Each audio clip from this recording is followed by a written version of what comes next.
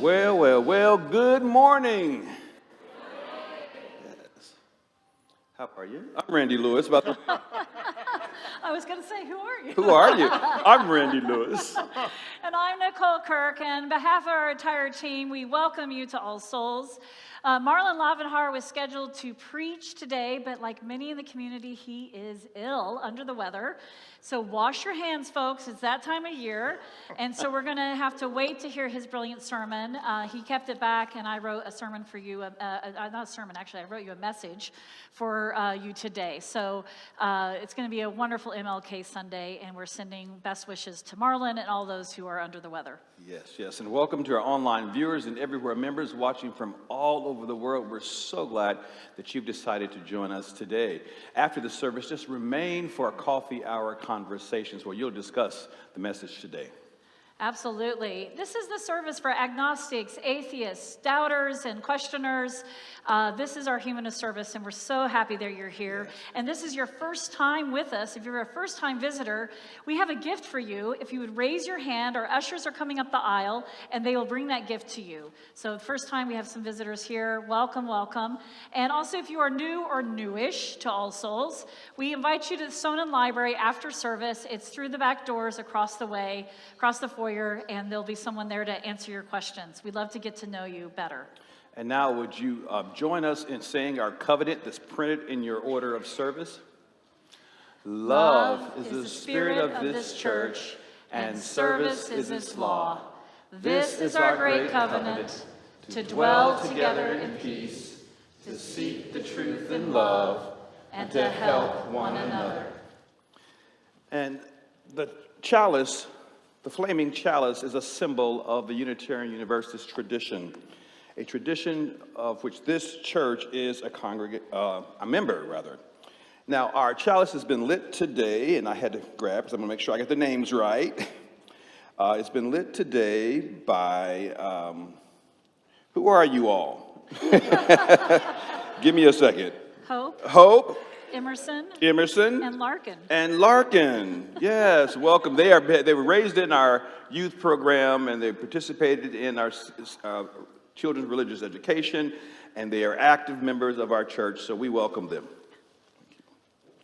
May this flame remind us, creation is persistence. Hope is practiced. In this light, may we find the courage to keep creating together.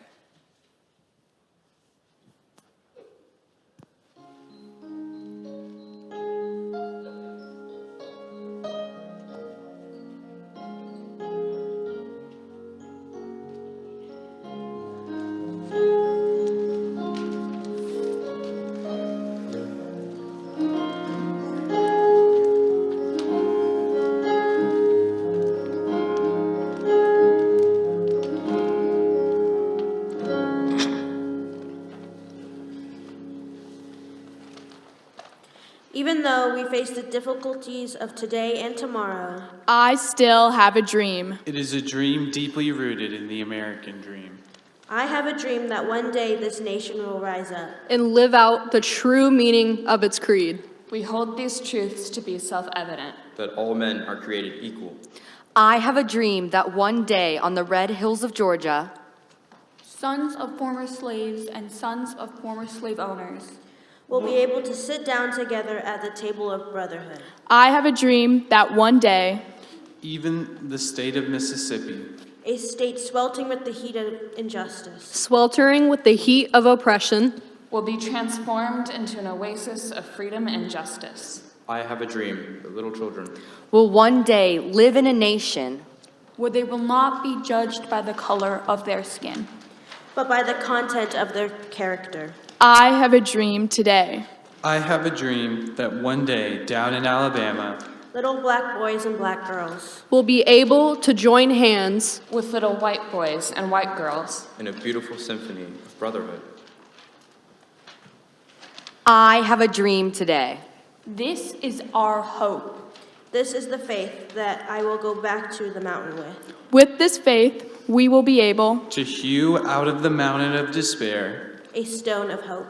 With this faith, we will be able to transform the jangling discords of our nation. into a beautiful symphony of brotherhood. With this faith, we will be able to work together, to pray together, to struggle together, to go to jail together, to stand up for freedom together, knowing that one day we will be free. And if America is to be a great nation, So sorry. This must become true. So let freedom ring. from the prodigious hilltops of New Hampshire, let freedom ring. From the mighty mountains of New York, let freedom ring. From the heightening Alleghenies of Pennsylvania, let freedom ring. from the snow-capped Rockies of Colorado, Let freedom ring. From the curvaceous slopes of California, but not only that, let freedom ring from the Stone Mountain of Georgia, Let freedom ring from the Lookout Mountain of Tennessee, Let freedom ring from every hill and molehill of Mississippi. from every mountainside, let freedom ring. and when this happens, and when we allow freedom to ring, When we let it ring from every village and every hamlet. from every city and every state, we will be able to speed up that day. When all of God's children, black men and white men, Jews and Gentiles, Protestants and Catholics, will be able to join hands and sing in the words of the old Negro spiritual. Free at last, free at last. Thank God Almighty, we are free at last.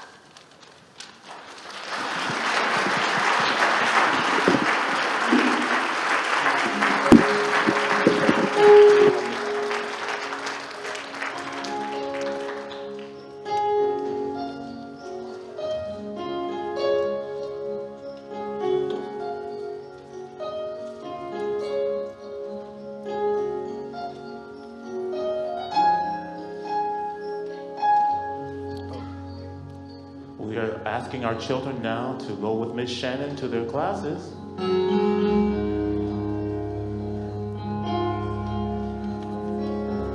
There she is, she's waiting for you.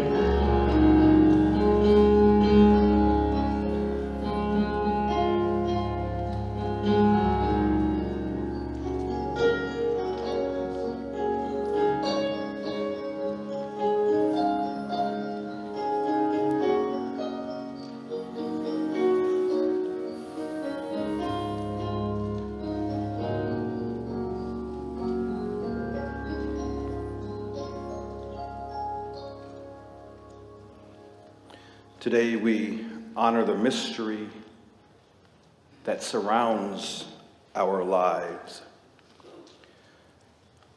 We know that nothing stays the same and that change is inevitable. But still, we are grateful that we have this community where we accompany one another through joys and through loss. This morning, we are holding space and offer condolences to the family of member Patricia Scherer, who passed away on December 24th. We hold space and offer condolences for the family of Ann Solomon, who died last week, and for Julia Harris and family on the loss of her husband, Jess Harris, who died on January the 14th. We hold space today for Margaret O'Bannon on the death of her brother, Mark Vanderwerf, who passed away on January 10th. And we hold space today for those in our community recovering from illness in hospitals, on hospice, or facing new or continued health challenges, including our staff members, Lee, Casey, and our senior minister, Marlon. So we pause within this moment. Breath meets body. Light meets earth. We give thanks for beginnings still unfolding, for the unseen work of becoming. Creation is not finished. It lives in repair, in care, in listening. May we shape the world with open hands, steady hearts, and with the courage to move when love calls. May we each find the strength we need in the hour that it is needed the most. So as we enter into a brief moment of silence, let us continue to hold each other in our thoughts and intentions.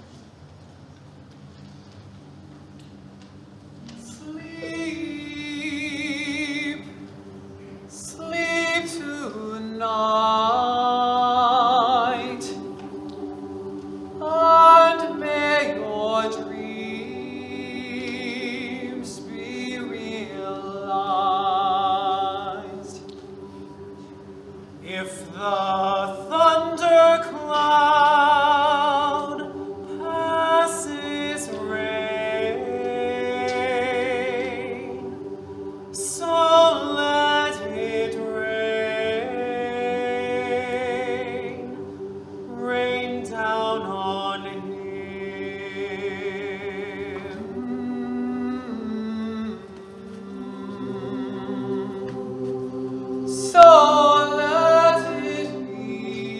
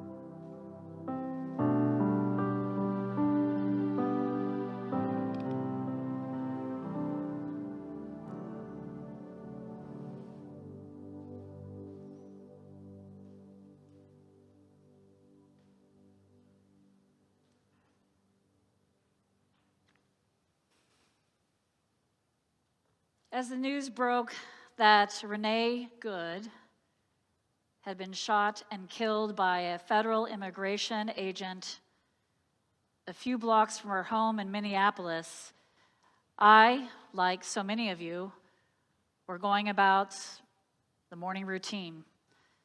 In my case, preparing for the day, looking at a list, feeding my dog. I crumbled when I heard the news. I'd been fearing this would happen. Life as it does continues in its ordinary rhythms, even as something terrible was unfolding 700 miles north of here. That is the way these things happen, never in isolation, never in separate compartments in our lives. The microcosm of the personal intersects with the macrocosm, overlapping in layers and intricate patterns. A mother of 3 killed violently in the street. Protests erupt, federal agents flood the streets of the city, still carrying the wounds of George Floyd's murder. And at the same time, somewhere, a child is learning to walk, a couple is falling in love, someone's making a visit to the hospital, bringing soup to a friend who is shut in. The world breaks and mends and breaks again, all at once. The world is in crisis this morning. You need only open the news and read the headlines to see that. In Minneapolis, thousands of federal agents patrol the neighborhoods where families live and are trying to live their ordinary lives. Tear gas drifts through residential streets. Parents are patrolling their children's schools. People are afraid to go to work, to school, to leave their homes.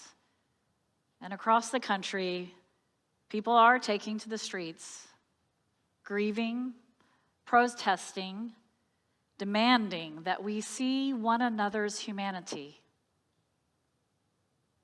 Some of us may be struggling with a crisis of faith, faith in humanity, faith in our institutions, faith in our country, faith in the possibility of change. Coming to All Souls this morning, you perhaps were seeking sanctuary in this place, or to honor a leader in the civil rights movement, or perhaps it's your routine. This is a sacred place built for love, a house for the mind and spirit. This community holds a space for our fearful thoughts and concerns, our questions, our anger, our grief. In times like this, meaning can become slippery. What does it mean to love in such a time? What does justice require of us? It is easy to feel lost in broken times. In moments such as this, I return to an old story from the aviator and writer Antoine de Saint-Exupéry, famous for his children's book, The Little Prince. Perhaps some of you know that children's story. Antoine, in his early days of being a pilot, flying small planes, he routinely flew a mail plane from southern France to North Africa. And on one of these mail runs, one night, Antoine and his radio operator, Neri, found themselves disoriented over the Sahara Desert with low fuel. He describes the moment. We had no means of angular orientation, and we were already deafened by the noise of the plane, and we were bit by bit growing blind. The moon, like a pallid ember, began to go out of the bank of fog and then back in, and we flew between cloud and fog in a world voided of all substance and light. The ports that signaled us had given up trying to tell us where we were. No bearings. No bearings. was all their message. For our voice reached out to them from nowhere and everywhere. When suddenly a point of light appeared, and Antoine banked the plane toward it, only to see the light twinkle and then disappear. It was a single star. I think we all have been in Antoine and Neri's shoes at difficult points in our lives, perhaps finding ourselves lost, the bearings, the orientation, the things that we rely on are no longer giving us the guidance in this moment. In broken times, feeling lost can come easily, for our foundations are shaken. Our expectations of the world, our hopes and our dreams appear crushed. Perhaps we carry fear in our hearts. Which direction to go is uncertain when our heart knows what is good and true. And people are looking for explanations. What you won't find here at a Unitarian Universalist gathering is no prepackaged answers suitable for all occasions. All Souls does provide foundation blocks, guideposts of principles, tools of reason and discussion, the method, freedom. Love is the spirit of this place, the aim of service to others, helping one another, peace, seeking understanding. The explanations that will hold come from inside and this community, shaped through the fire of reason, love, and community. Community is so important because all of us only have a partial perspective. We need one another. And love makes demands. In April 1963, Martin Luther King Jr. sat in a jail cell in Birmingham, Alabama. He had been arrested for leading a nonviolent protest against segregation. He received a letter while he was in jail from white clergy, moderate ministers, priests, and rabbis. They had published the letter, a public letter, calling him an outside agitator and urging patience, that change takes time. They said, King wrote a response in a letter written on the margins of the newspaper, on scraps of paper, and even on toilet paper. And then that letter was smuggled out of his cell by his attorney. Letter from a Birmingham jail has become one of the great documents of American history that calls our country to its highest ideals. To the charge that King was an outsider meddling in Birmingham's affairs, he wrote, I cannot sit idly by in Atlanta and not be concerned about what happens in Birmingham. Injustice anywhere is a threat to justice everywhere. We are caught in an inescapable network of mutuality, tied in a single garment of destiny. Whatever affects one directly affects all indirectly. An inescapable network of mutuality, a single garment of destiny. This sounds poetic, but it's also a statement of fact. We are bound to one another, whether we acknowledge it or not, whether we understand it in the moment or not. And I think, though, many of us, are feeling in our bones that connection, the thread that runs from Minneapolis down to Tulsa, the thread that runs through a detention center, that runs through this sanctuary.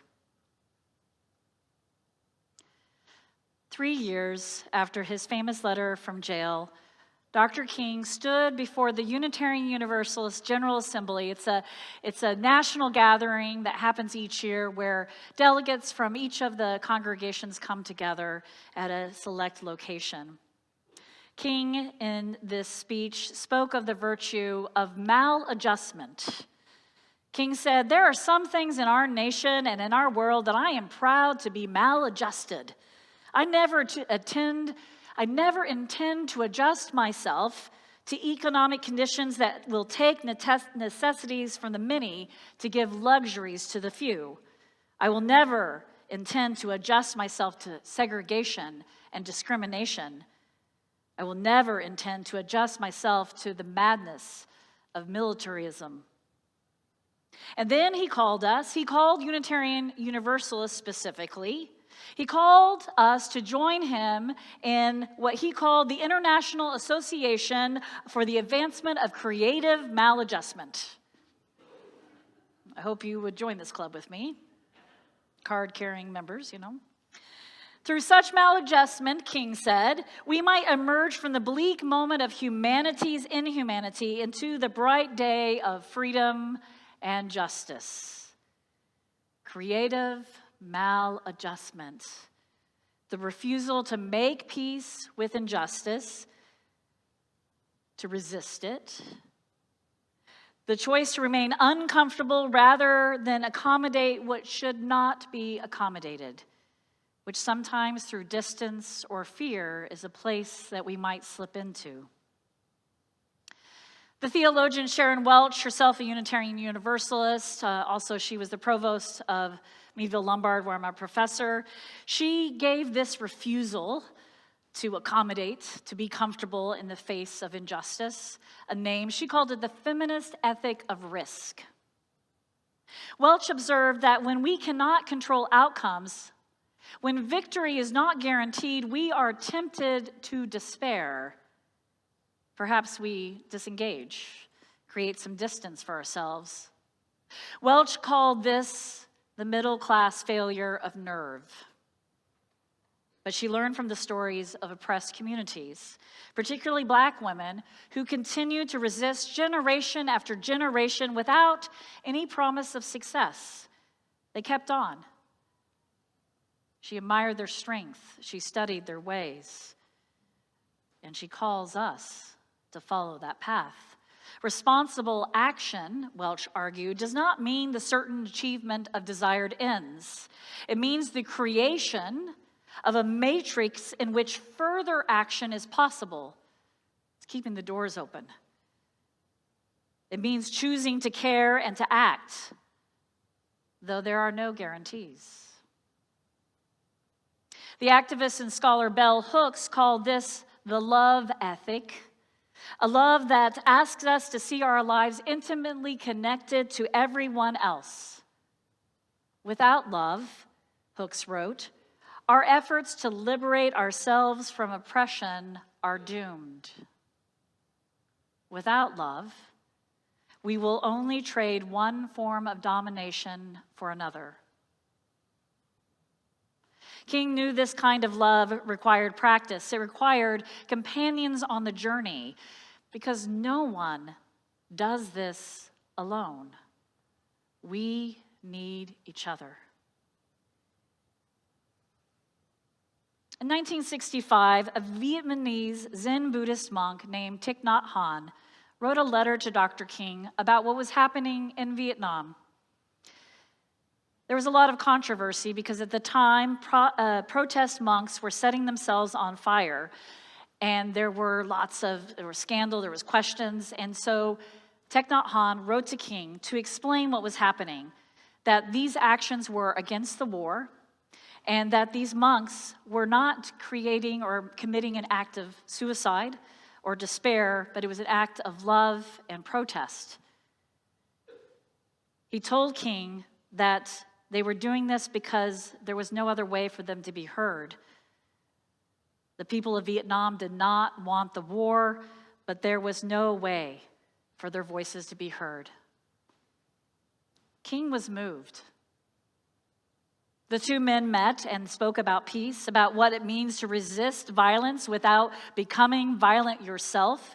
And they agreed our true enemy is the anger, the hatred, the discrimination that's found in the hearts and minds of humanity.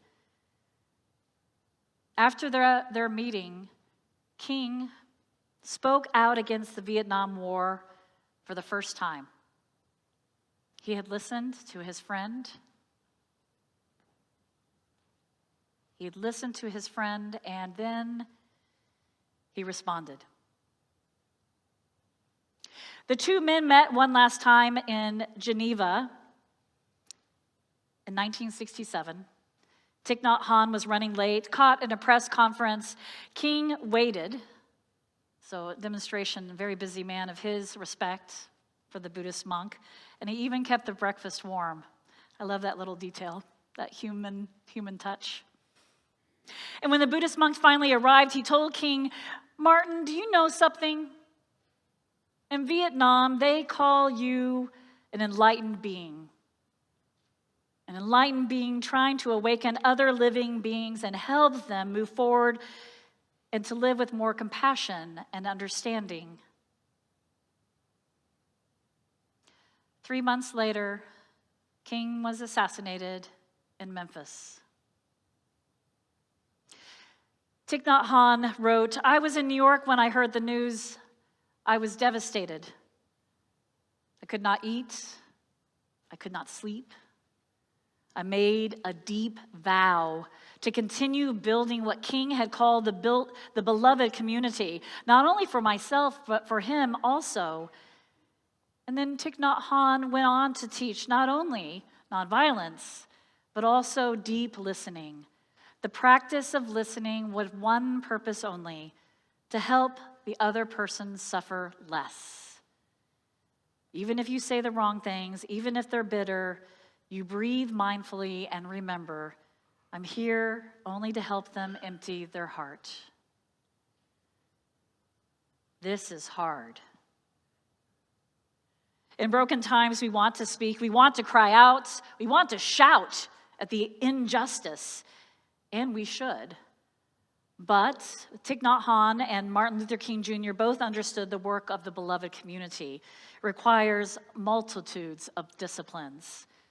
The discipline of listening, the discipline of shouting, the discipline of protesting, the discipline of showing up, the discipline of voting, the discipline of calling our leaders to account.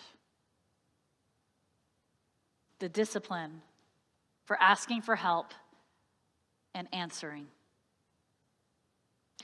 Antoine de Saint-Exupéry and his navigator Neri had never given up the night they were lost over the Saharan desert. Unexpectedly, finally, the airport and Cisneros, their destination, contacted them, and they were able to find their bearings. But they did not think now, after circling and circling and circling, they did not think that they had enough fuel to make it. Suddenly, in the night, on the radio, bit by bit, other airports came online, radioing support and encouragement. Suddenly, then, through the chatter, another voice came through from Toulouse, from France, their home base, thousands of miles away, and it broke through with a short message. This is why I'm telling you this story this morning, because in times like these, I come back to this story. Toulouse breaks through with this short message and tells them, reserve tanks bigger than standard. You have 2 hours fuel left. Proceed. Reserve tanks bigger than standard. Just as Antoine and Neri, when they were lost in the sky with no idea of direction, they laid a course, they steered the best they could, and that's what we must do in these tumultuous times. Sometimes that's all we can do, and they asked for help. They reached out through the impossible night with their voices, and then the help came, voices reaching out, beckoning them to safety. And the same is true in 1963. King wrote from a jail cell about the inescapable network of mutuality. In 1966, before the Unitarian Universalists, he called for creative maladjustment. And in 1967, waiting for his friend, keeping the breakfast warm, waiting for Thich Nhat Hanh, they spoke of peace, they spoke of love, they spoke of working together. The way ahead is not obvious, but I do know, because we are a part of this community, that our reserve tanks are bigger than standard. That together we have the energy, the power, the possibility, when we come together, support one another, and speak out for the principle of love. and to meet injustice wherever we find it. Now King is gone. Thich Nhat Hanh is gone. The thread that ran through their lives runs through ours. The network of mutuality did not end with them. It is extended to us and through us and in us. We are the further action they made possible. And here's the secret. Learned over the desert with no bearings. Reserve tanks are bigger than standard. You have more than you think. We have one another in our inescapable mutuality in all the ways that we can. And so in this moment and the days and months to come, may we have the courage to live love beyond belief. Blessed be, and amen.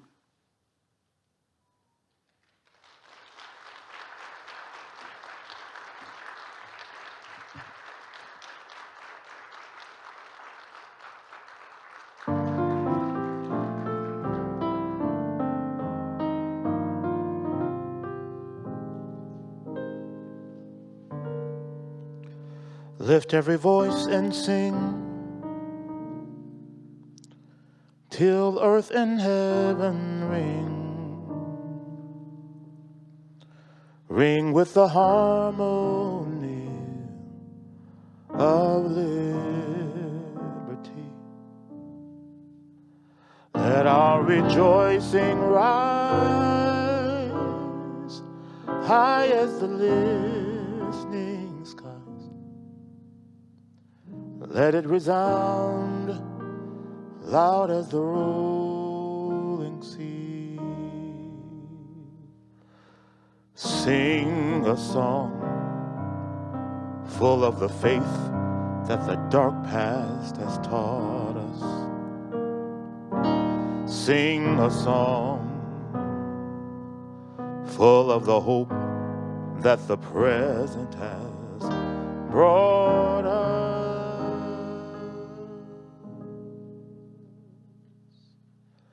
Facing the rising sun of our new day begun.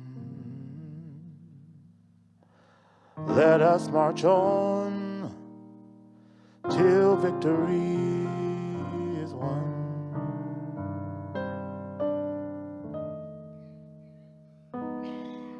Let us march on till victory is won.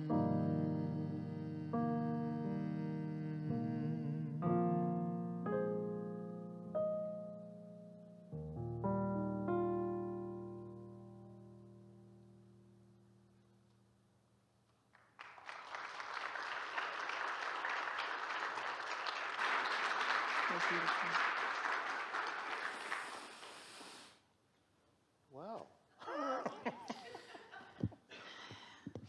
Getting ready for the MLK parade tomorrow.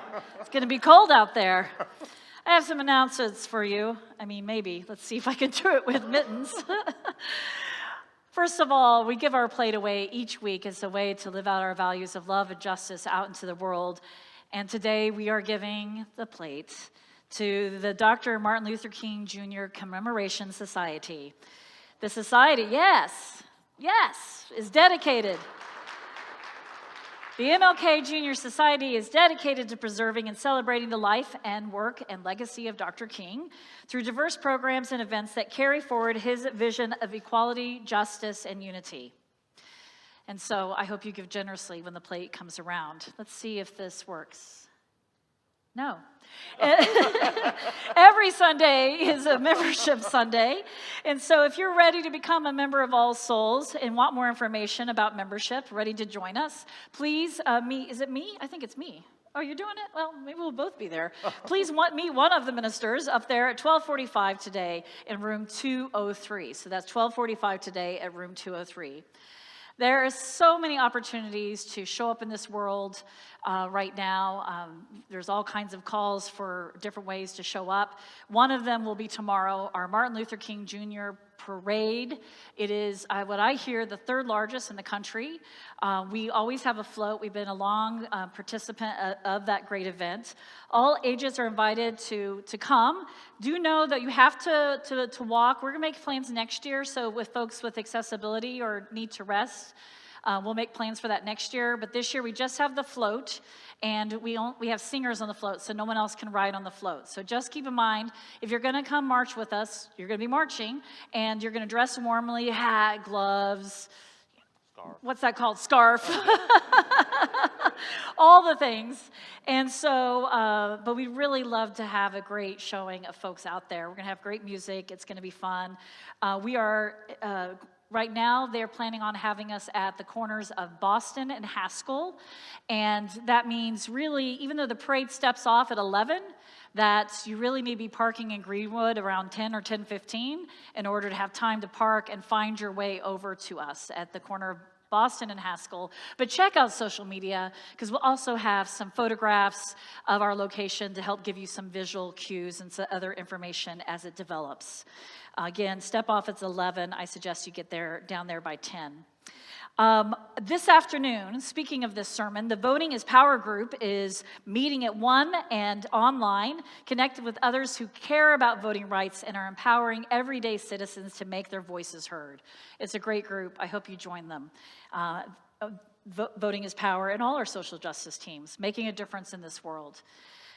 Did I have anything else? I think that was the main ones, right? Yeah, all right. For more information on these upcoming events, check your order of service. Check our website. And now we gratefully receive our offering for the Martin Luther King Jr. Commemoration Society.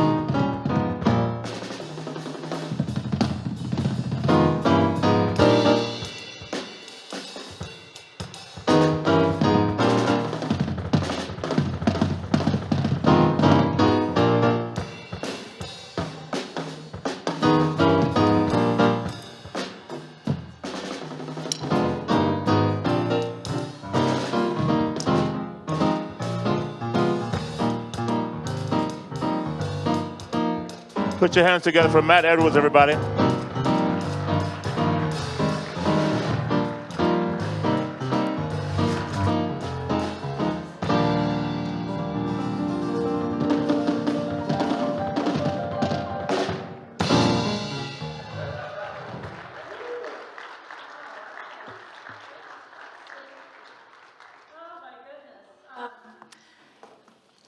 I do hope you join us tomorrow. You also can be on the parade route and, Are they still decorating the float? So yeah, the float's done decorating, but you might see it out there, so you'll know something to look for. And some of the decoration's going to have to wait because we have to transport it down to Greenwood, and we don't want decorations flying down the street. So. But thanks for those who helped and maybe came earlier. If you have kids, please pick them up before your coffee. Yes. down to the west end of the building. So kids, coffee is the order, and I hope you join us for conversation afterwards. Anything else? That's all right. All right. So may the truth that sets us free, the hope that never dies, the love which casts out fear and hate, lead us forward together until love leads the way. Go on this day and know that you are loved and be loving.